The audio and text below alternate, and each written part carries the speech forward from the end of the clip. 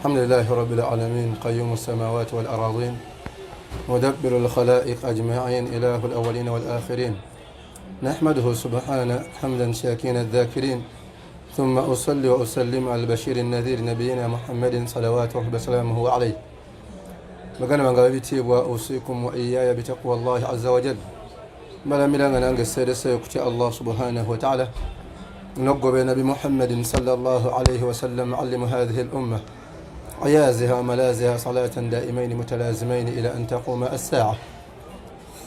نعم تسمى درس يفي بينكزم الدين بتوينوكم أن تساك السلام الدين يفي من دي وقوة تتوى القرآن تنجي ساكون يسيرا تتوى بيجي تولي لكو وكبانت القرآن الكريم الله سبحانه وتعالى جواجي بريد جبريل ناجل يتبعك نبي محمد صلى الله عليه وسلم نبي قام بيا الله تيعبد بتلاوته وتوبة تسمى القرآن الكريم تفنى ينبيات تنزع الله سبحانه وتعالى ونقرأ عليه نطوي صفحة جديدة تقينكو درس مبيا وكو باب مبيا شوية ملائكة بانجي مولي يابان تنغى رمبغانيو بكذبة ويبتا ملائكة وانجي that one is my angel neba malaika chechi era bebani baganda ba kwa stoita mukazi wa malaika kitegezo lwafuse malaika chechi bado Allah subhanahu wa ta'ala ekisoka Sheikh Salih al-Fawzan yagamba bamalaika bemula baabo bebitonde bya Allah subhanahu wa ta'ala kyasinza okubanga bingi هم خلق الله ونبي الله سبحانه وتعالى إلى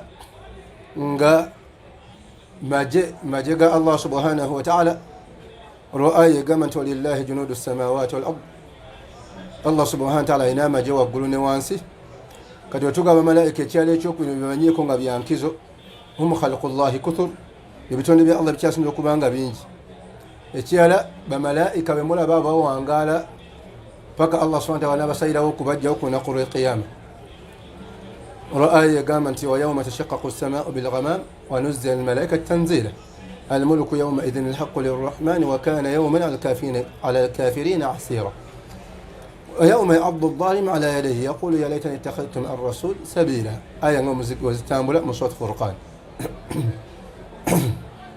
كتي ekisooka tugambe tonde bya Allah kyasino kubanga bingi ekyokubiri bimu ku bitonde byasino kubanga bigondera Allah subhanahu wa ta'ala ekyokusatu khalaqahumullah Allah yabitonda min nurin kuva mu kitangala ekyokuna bigenda kuwangala paka onakuru qiyama esawa ne malaika tebafa wabagenda kufa onakuru qiyama Allah subhanahu wa ta'ala ngasazeho ngo kyajja mu hadithi ya mautul malaika malaika kubanga bafa nokuba nti Allah subhanahu wa ta'ala abajjawo حديث صحيح صريح لما يكدوا الله سبحانه وتعالى نابا كبانغا غرو مازول جاو ننسا جيو وجا سيغلاو بيتوند بيغن سيغلاو ماني باغا مجا سيغلاو بملائكه رؤاي غانت ونفخ في الصور فصعق من في السماوات ومن في الارض الا ما شاء الله ثم نفخ فيه اخرى فاذا هم قيام ينظرون وكمانتي بيتوند بين الله سبحانه وتعالى غندا بيجاو وسيغلاو بيانا بايغد من بقى إلا ما شاء الله استثناء الله تقدر ملائكة أمولي بملائكة أمولي صاحب الصور ملائكة أجوا إسرافيل وينهم أمولي ملك الموت ملائكة تابان آدم أمولي جبريل نمولي بحماة العرش ملائكة بس تدعى عرش الله سبحانه وتعالى أتوانا ملوك فابو النبونا ملك الموت يقول قام الله أنتي ebitonde byonna bifudde Allah ajibuza nti man baqi bani abasigadde emuga nti baqiya wasigaddewo hamatu arushik abasudde arushiyo wa jibril wa mikail wa israfil wa ana malakul maut abduka zalil an-nahif nange malakul maut omudduwo owawansi omunyoomuufu atayina makulu Allah subhanahu wa ta'ala ajigambe nti liyamut bafe hamatu arushi abasudde arushi yange bafe Allah subhanahu wa ta'ala balakul mauti ajilagire gende bajjemu emyoyo ekomewo Allah ajibuza nti man baqi an yasigadde wa huwa a'lamu ate Allah nga yasinga okumanya. Naam, emugambe man baqi wa huwa a'lamu, ani asigadde ate Allah nga yasinga okumanya. Mulakoti emugambe nti baqiya Jibril asigaddewo, wa Mikail wa Israfil, ne Mikail ne Israfil. Allah agigambe nti liyamut Jibril afe, mulakoti egende ejjemu Jibril omwoyo. Allah agibuuza man baqi wa huwa a'lamu, emugambe nti baqiya Israfil wa Mikail wa ana abduka dhalil malakul maut, nange omuddu wa wansi ayitibwa malakul maut. Allah subhanahu wa ta'ala agigambe nti liyamut afe sahibu sur, yani Israfil afuwe ngomba afe. Allah subhanahu wa ta'ala asse ekiragiro ku malakul maut ejjemu Israfil omwoyo ekomewo. Allah agigambe man baqi, ani asigadde, emugambe nti baqiya wasigaddewo Mikail, oyo gomula muwakkal al qatarat, akola ku byenkuba. Allah agigambe nti liyamut Mikail afe. Mikail wanafa, ekomewo egambe nti maata Mikail amaze okufa. Man baqi, ani asigadde, malakul maut emugambe nti baqiya ana abduka dalil annahif, nze omuddu wo wawansi atalina makulu, nze asigaddewo. Allah agigambe nti inni katabtu almaut ala kulli man tahta arshi, nalaalika okufa ku buli kitonde kyonna ekiri wansi wa arshi yange. Famut, naawe fa. Allah agambe nti limani lmulku lyawm lillahi alwahid alqahhar, obufuzi bwani bwa Allah subhanahu wa ta'ala. Allah kyeyagamba nti kullu shay'in halikun illa wajha lahu alhukmu wa ilayhi turja'un. Kullu shay'in halikun illa wajha, buli kimu kyakuggwawo okujjako Allah subhanahu wa ta'ala. Lahu alhukmu, yalina ennamula esembayo era gye tugenda okuddawo Allah subhanahu wa ta'ala. Ekisooka bamalayika ba Allah subhanahu wa ta'ala bangi nnyo, bebitonde ekyasobola okubanga bingi. Ekyokubiri, Allah yabitonda mu kitangaala. Ekyokusatu, magye ga Allah subhanahu wa ta'ala. Bujulizi bungi obulaga bamalayika okuba nti bangi. Naye Muhammadin sallallahu alaihi wasallam yagamba nti ra'aytu laylatan usriya bi, ekiro Allah yansitula okugenda waggulu, nalaba ennyumba eyitibwa Baytul Ma'mur khiyala al-Kaaba, eringa olaba Kaaba. فإذا أمرها الملائكة بالطواف وبالصلاة، وكما ملائكة بجيت ونقوم بسنج الله سبحانه وتعالى يطوفون عليها 70,000 ملكا، بملائكة يمتوان مسانف بجيت ولولا لا يرجعون إلى آخر ما دخلوا بسن بيوت بغينا قموا يمتوان يجوا مسانف حتى تقوم الساعة فكش يامتنا يميلوا. الله شقام القرآن الكريم فإن استكبروا فالذين عند ربك يسبحون له بالليل والنهار وهم لا يسأمون. يمغانو سنزا الله سبحانه وتعالى. الله ينبي توني وقراه بمسنزا مسانا نيتشرو أتتا بكوة. وهم أعظم جنود الله. يجري الله سبحانه وتعالى يتشاسم وكبان اليامان. رأى يقانت ولله جنود السماوات والأرض. ولما ذكر خزنة النار، الله ملوك بانتا يقول لك باكم ومريده، ذكر أنهم 19. الله يقول ملائكة بانتبالي كمي abakuuma omuli bali 19. Allah ngawe yagamba nti alayha 19 fatumudaththir aya yasatu. Allah naga nti wama ja'alna ashaba an-nar illa malaika wama ja'alna iddatahum illa fitnatan lilladhina kafaru. Abasajja abamu okufa ne baga nti abo nga batono sobola okubanga mbayiwa eri. washabu an-nar khalatu an-nar ay ala jahannam min al-malaika 19 malakan yakhzanunaha wa yaqumuna bihifdhiha wa iqadiha wa yatawakkaluna bi shu'uniha. Bamalayika bakuuma omuliro n'okuba nti bagukuma nga gwaka. Sheikh agamba nti qala ba'd al-kuffar lamma sami'a bi'adad hazanat an-nar, namala okuba nti abasajja abakufar bawulira ku muwendo gw'abantu abagenda okukuma bamalayika bakuma omuliro, kannahu istahana bihadha al-adad, nabanga abajerega omuwendo ogwo. Qala annahu in dakhalaha, n'omu n'agamba nti anedda zo n'abanyingidde, akfikum minhum kadha wa kadha, ngenda kubanga bali kumimba kuba ne guno omwenda ngukube. Annahu idha dakhala an-nar sayaqumu wa yataghallabu alayhim wa yakhruju min an-nar, ngenda kuba nti abarwanyisa sajja mukufar we yaganja agenda kulesa malayika abakuma omuliro era abawangule wa yakhruju min an-nar ave muliro. Dhalika min babi as-sukhriya, mu ngeri y'okubanga bajerega amateeka ga Allah subhanahu wa ta'ala, wastihza, n'okubanga balengezza.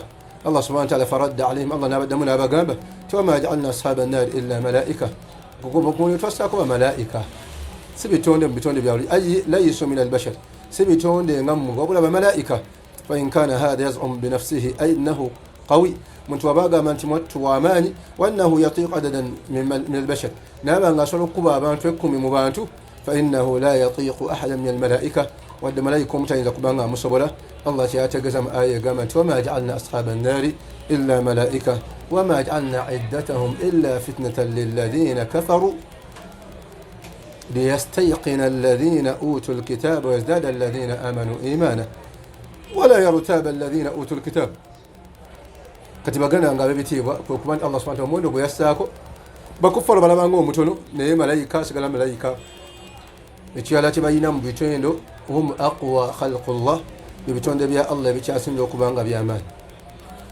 bitonde bya Allah ebikyasinza okubanga byamaanyi bamalaika bebitonde bya Allah bikyasinza okubanga byamaanyi mumbere efaanako we batyo Allah subhanahu wa ta'ala kyali alaga mu aya ezo n'agamba liyaqula alladhina fi qulubihim marad abasajja abalina emitima ebirwadde emitima gyabwe bagenda kugamba nti maatha arada allahu bihadha mathala Allah subhanahu wa ta'ala kiki yagala okuba nti atugamba omuwendo ogwo بهذا يتقاولون على هذا يقول أن هذا النار عظيمة التي بها كل هذه الخلائق يقول توميل يقول لك منين عظيمة التي بها كل هذه الخلائق لا يقوم عليها إلا 19 نقول لنا واقوم كل جاستيكم من أموين أو ملائكة الله يقام وما جعلنا عدتهم إلا فتنة للذين كفروا وموين يقول لهم متون الله يقول سهم تجزوا إلى أبانا دابا كفار بدو الله سبحانه وتعالى ونقول من بمحمد صلى الله عليه وسلم حديث ابن مسعود رضي الله عنه يقامت أذن لي أن أتحدث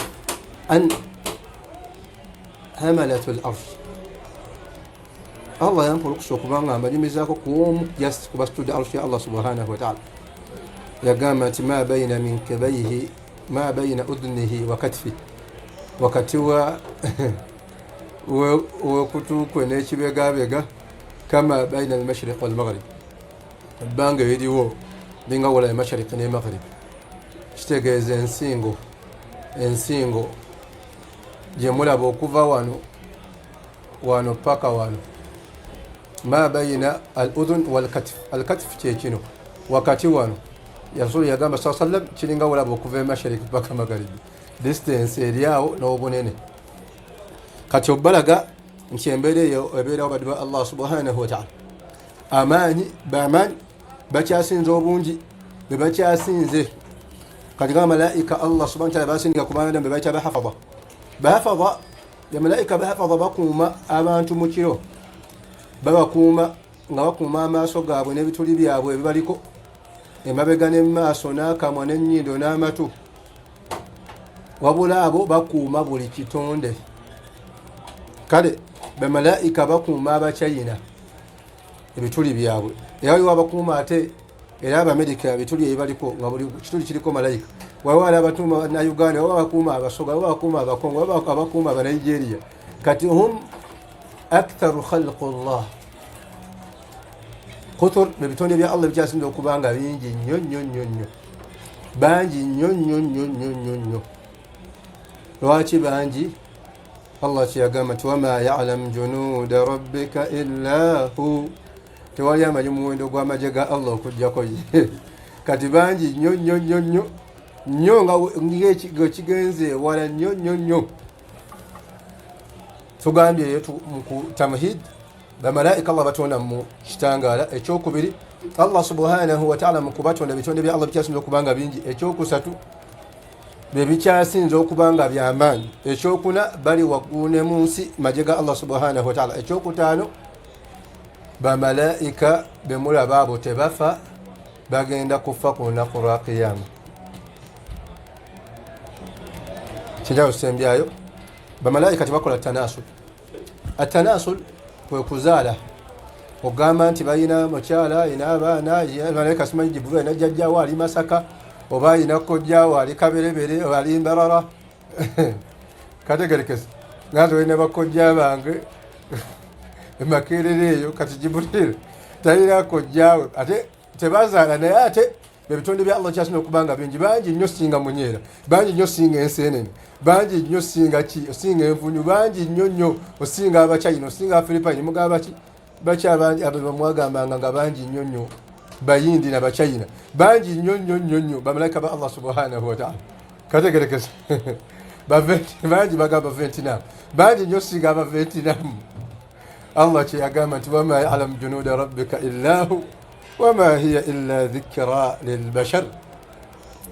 Kati baganda nga babitiibwa tebazaala tanaasul. Allah yagiwa bitonde omuli ensolo omuli abantu omuli n'amajini. Wamma almalaka malaka mulaba abo la tanaasaluun tebakola ki tebazaala oba okuba n'abaana oba okuba n'abazzukulu anedda. Tulabye ku maanyi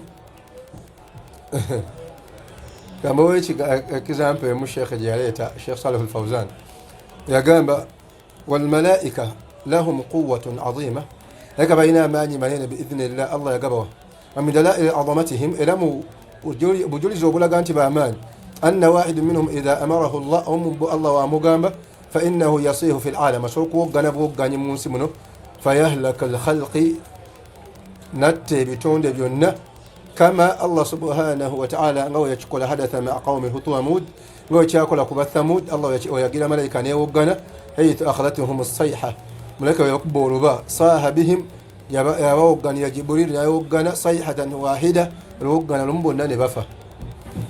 Allah kyagamba nti inna arsalna alayhim sayhatan wahida إنا أرسلنا عليهم صيحة واحدة فكانوا كهشيم المحتضر babelanga bonna balinga ebisaaniko fakanu ne babeeranga kahashimi almuhtadir ng'ebisaaniko surat Qamar aya ya 31 agamba faqatta'at qulubuhum fi ajwafihim فماتوا وصاروا كهشيم المحتضر. ومن عادة العرب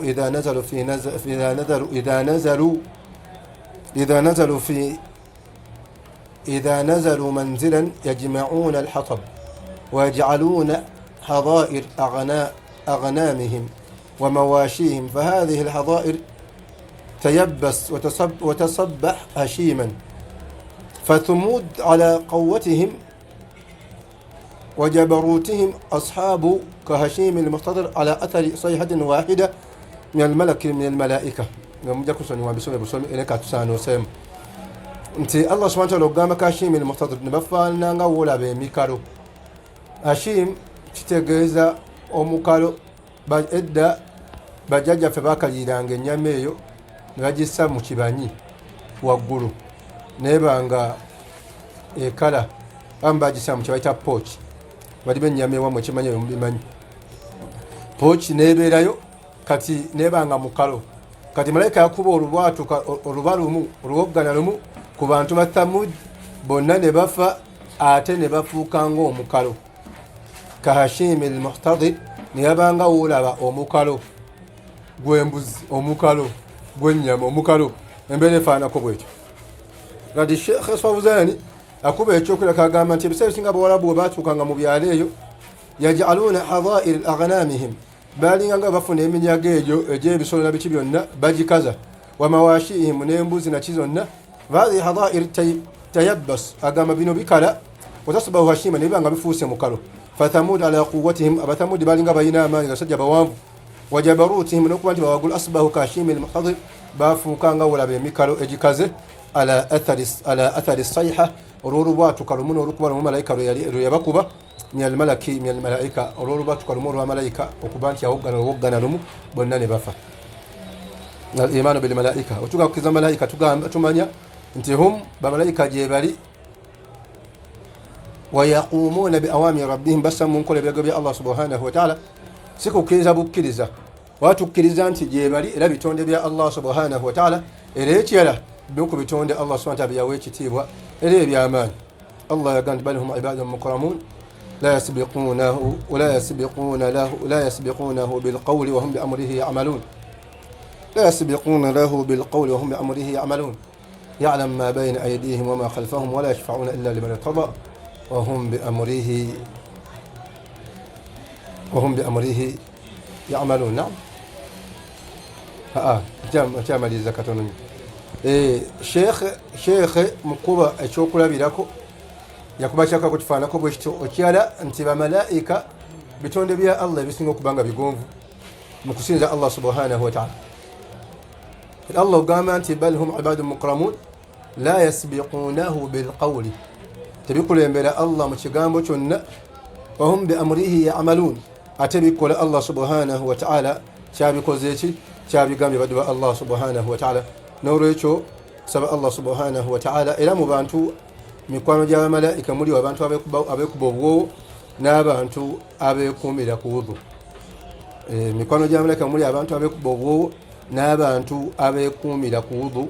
N'olwekyo baganda bange ab'ebitiibwa kyensembyayo nsembyayo balamira kubanga mwejjanjaba nga mwejjanjabisa Qur'an al-Karim ne sunna nga ku njigiriza ya Nabbi Muhammadin sallallahu alayhi wasallam. Baganda bange ab'ebitiibwa wasiya zentera obbawa ziba mu mbeera ya bujjanjabi.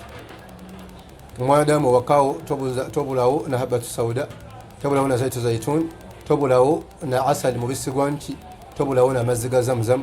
Ebyo nno mwattu bina bibeere wakawo nga limu ku ddagala ly'ojjanjabisa mu njanjaba y'obusiraamu. Baganda bange ab'ebitiibwa abatabimanyi nakuba nti temumanyi gye biri, tubirina waneeno ku Bashifa Rahma kumpi ne Masjidi Taqwa mu Kisenyi ku kizimbe Gwanda Rumu Keppi 239 Rumu Keppi 239. Namba y'essimu eri 0704 690383 0704 699 03 Nsigane muganda mu Abdullahi Musa Pampawi. Allah subhanahu wa ta'ala bagasana bi hadam sala iradi wa tajalla lillahi laqani wallahu alim. Assalamu alaykum wa rahmatullahi wa barakatuh.